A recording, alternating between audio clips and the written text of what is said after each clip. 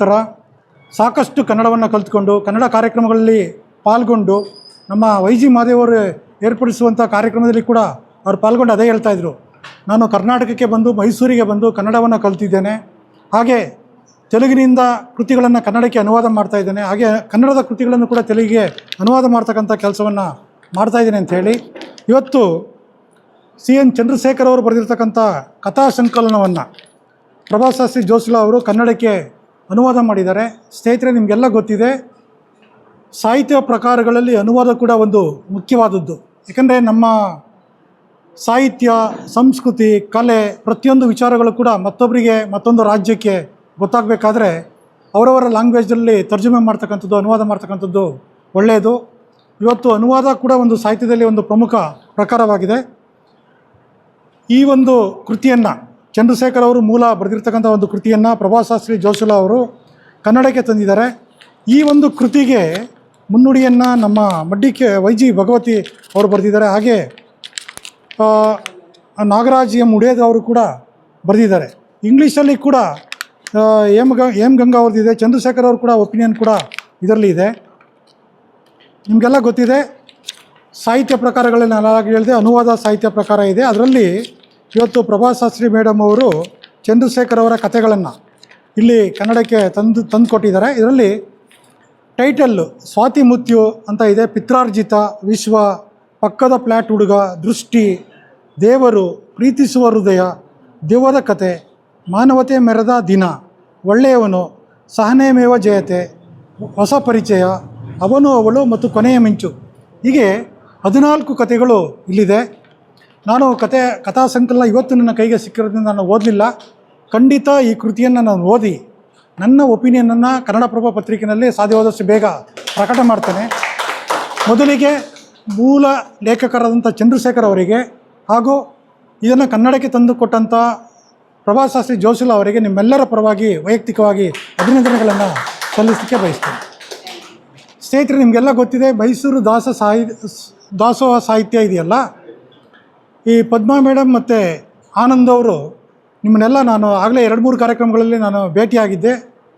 ಎಲ್ಲವನ್ನು ಕೂಡ ಈಗಾಗಲೇ ಇಲ್ಲಿ ನೋಡ್ತಾ ಇದ್ದೆ, ಚರ್ಚೆಗಳು ಬೆಳಗ್ಗೆಯಿಂದ ಕೂಡ ನಡೀತಾ ಇದೆ. ನೋಡಿ, ಎಲ್ಲರೂ ಕೂಡ ಸಾಹಿತ್ಯಾಸಕ್ತರೆಲ್ಲ ಸೇರಿ ಎಲ್ಲವನ್ನು ಮರೆತು, ಅದು ಮೊಬೈಲ್ ಇರ್ಬೋದು, ಟಿ ವಿ ಇರ್ಬೋದು, ಸಾಮಾಜಿಕ ಜಾಲತಾಣಗಳಿರ್ಬೋದು, ಎಲ್ಲವನ್ನು ಮರೆತು ತಮ್ಮ ಸಾಹಿತ್ಯ ರಚನೆ ಬಗ್ಗೆ, ಅದು ಲೇಖನ ಇರ್ಬೋದು, ಕವನ ಇರ್ಬೋದು, ಕಥೆ ಇರ್ಬೋದು, ಪ್ರಬಂಧ ಇರ್ಬೋದು, ಈ ರೀತಿ ತಿಂಗಳಿಗೊಮ್ಮೆ ಸೇರಿ ಸಾಹಿತ್ಯದ ಸವಿರುಚಿಯನ್ನು ಚರ್ಚೆ ಮಾಡಿ ಒಂದು ಒಳ್ಳೆಯ ಭೋಜನವನ್ನು ಸವಿದು ಸಾಹಿತ್ಯವನ್ನು ಬೆಳೆಸ್ತಾ ಇದ್ದೀರಲ್ಲ, ನಿಮ್ಮೆಲ್ಲರಿಗೂ ಕೂಡ ನನ್ನ ವೈಯಕ್ತಿಕವಾಗಿ ಅಭಿನಂದನೆಗಳನ್ನು ಸಲ್ಲಿಸಲಿಕ್ಕೆ ಬಯಸ್ತೇನೆ. ಸ್ನೇಹಿತರೆ, ಎಲ್ಲೋ ಒಂದು ಕಡೆ ಇವತ್ತೆಲ್ಲ ಸಾಮಾಜಿಕ ಜಾಲತಾಣಗಳು ಬಂದ ನಂತರ, ಮೊಬೈಲ್ ಮತ್ತು ಟಿ ವಿ ಬಂದ ನಂತರ ಸಾಹಿತ್ಯ ಓದ್ತಕ್ಕಂಥವ್ರು ಕಡಿಮೆ ಆಗಿದ್ದಾರೆ ಅಂಥೇಳಿ ಒಪಿನಿಯನ್ ಇದೆ. ಬಟ್ ನಾನು ಅದನ್ನು ನಂಬಲಿಕ್ಕೆ ತಯಾರಿಲ್ಲ. ಇಲ್ಲಿ ಸಾಕಷ್ಟು ಜನ ಸಾಹಿತ್ಯಾಸಕ್ತರಿದ್ದಾರೆ, ಪತ್ರಿಕೆಗಳಿಗೆ ಲೇಖನ ಬರೀತಕ್ಕಂಥವ್ರು ಇದ್ದಾರೆ, ಪತ್ರಿಕೆಗಳಿಗೆ ತಮ್ಮ ಅಭಿಪ್ರಾಯಗಳನ್ನು ತಿಳಿಸ್ತಕ್ಕಂಥವ್ರು ಇದ್ದಾರೆ. ಅಲ್ಲಿ ನಮ್ಮ ಕಾಳಿಹುಂಡಿ ಶಿವಕುಮಾರ್ ಆದಿಯಾಗಿ, ಪರಮೇಶ್ ಉತ್ತನಳ್ಳಿಯವರಾದಾಗಿ, ಹಾಗೆ ತುಂಬ ಜನ ನನಗೆಲ್ಲ ಪರಿಚಿತರು ಇಲ್ಲಿ ಇದ್ದಾರೆ. ನಿಮ್ಮೆಲ್ಲ ಆ್ಯಕ್ಟಿವಿಟೀಸನ್ನ ನಾನು ಗಮನಿಸಿದ್ದೇನೆ. ಮತ್ತು ನಿಮ್ಮ ಕೃತಿಗಳನ್ನು ಏನು ಪದ್ಮ ಆನಂದ್ ಅವರು ಪ್ರಕಟ ಮಾಡಿದ್ದಾರೆ ಅದ್ರ ಬಗ್ಗೆ ಕೂಡ ನಾನು ಎಲ್ಲ ನೋಡಿದ್ದೇನೆ, ಪತ್ರಿಕೆಗಳಲ್ಲಿ ಕೂಡ ಬರೆದಿದ್ದೇನೆ. ನಿಜವಾಗ್ಲೂ ಕೂಡ ನಿಮಗೆಲ್ಲ ಹ್ಯಾಟ್ಸ್ ಆಫ್. ಯಾಕಂದರೆ ನಿಮ್ಮ ಸಾಹಿತ್ಯದ ಬಗ್ಗೆ ಏನು ಆಸಕ್ತಿ ಇದೆ ಅದನ್ನೆಲ್ಲ ಕೂಡ ನೀವು ಅದಕ್ಕೊಂದು ಅಭಿವ್ಯಕ್ತಿಯನ್ನು ಕೊಟ್ಕೊಂಡು ಪತ್ರಿಕೆಗಳಲ್ಲಿ ಅದನ್ನು ಬರೆಯೋದ್ರ ಮೂಲಕ ಅದೊಂದು ಸಂಕಲನವನ್ನು ಮಾಡಿ ಪಬ್ಲಿಷ್ ಮಾಡ್ತಾಯಿದ್ದಾರಲ್ಲ, ಇದು ನಿಜವಾಗ್ಲೂ ಕೂಡ ಒಳ್ಳೆಯ ಕಾರ್ಯ.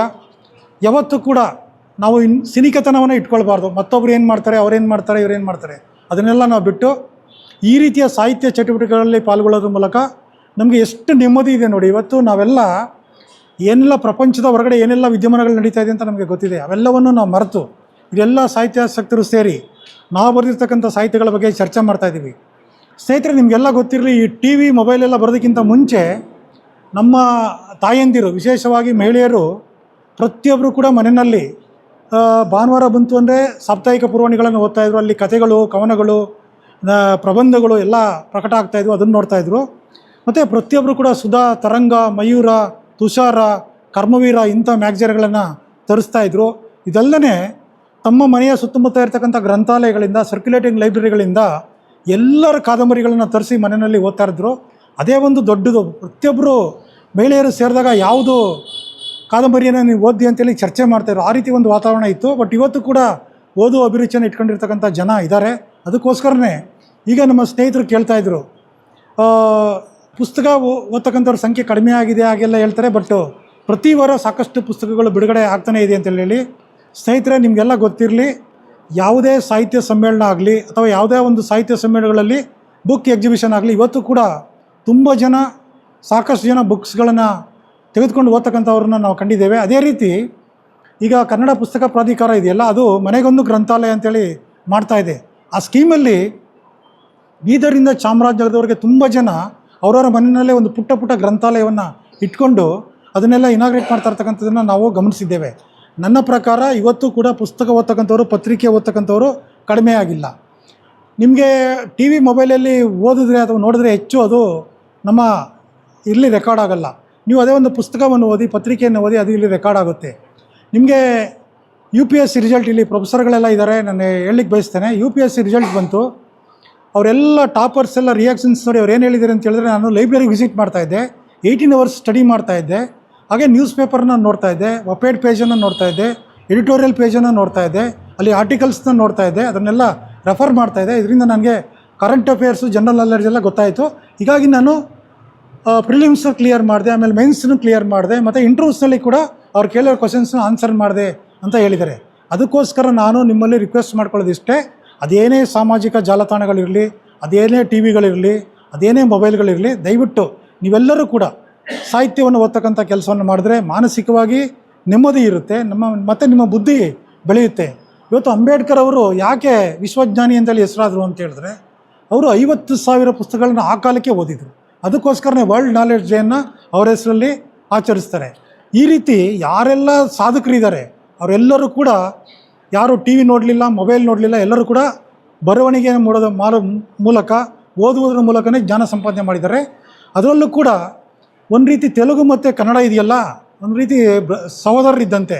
ಲಿಪಿ ಹೆಚ್ಚು ಕಡಿಮೆ ಸೇಮ್ ಇದೆ, ಮಾತನಾಡ್ತಕ್ಕಂಥದ್ದು ಸೇಮ್ ಇದೆ. ಹಾಗಾಗಿ ಪ್ರಭಾಶಾಸ್ತ್ರಿಯವರು ಬೇಗ ಕನ್ನಡ ಕಲಿತರು ಅಂತ ನನಗನ್ಸುತ್ತೆ.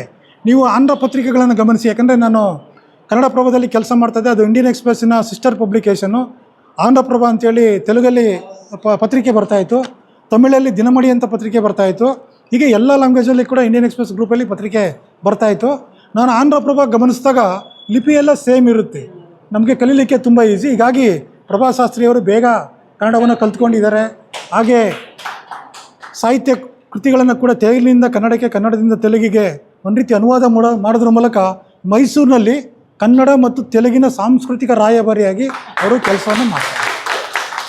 ಹಾಗೆ ಈ ರೀತಿ ಕನ್ನಡ ಪರ ಸಂಘಟನೆಗಳ ಕಾರ್ಯಕ್ರಮಗಳಲ್ಲಿ ಪಾಲ್ಗೊಳ್ಳೋದ್ರ ಮೂಲಕ, ಮೈಸೂರು ದಾಸ ಸಾಹಿತ್ಯ ಕಾರ್ಯಕ್ರಮಗಳಲ್ಲಿ ಕೂಡ ಪಾಲ್ಗೊಳ್ಳೋದ್ರ ಮೂಲಕ ನೀವೆಲ್ಲರೂ ಕೂಡ ಒಂದು ರೀತಿ ಎಂಕರೇಜ್ ಮಾಡ್ತಾಯಿದ್ದೀರಾ. ಹಾಗಾಗಿ ನಮ್ಮ ಸಾಹಿತ್ಯ, ಸಂಸ್ಕೃತಿ, ಕಲೆ ಎಲ್ಲವೂ ಕೂಡ ಬೆಳೀಲಿಕ್ಕೆ ಸಾಧ್ಯ ಆಗಿದೆ ಅಂತೇಳಿ ಹೇಳ್ತಾ, ಇಂಥ ಒಂದು ಅಪರೂಪದ ಕಾರ್ಯಕ್ರಮದಲ್ಲಿ ಪಾಲ್ಗೊಳ್ಳಿಕ್ಕೆ, ಯಾಕಂದರೆ ನಾನು ಆಗಲೇ ಹೇಳಿದಾಗೆ 2-3 ಕಾರ್ಯಕ್ರಮಗಳಲ್ಲಿ ಪಾಲ್ಗೊಂಡಿದ್ದೆ, ನಾನು ಫುಲ್ ಇರಲಿಕ್ಕೆ ಆಗಿರಲಿಲ್ಲ.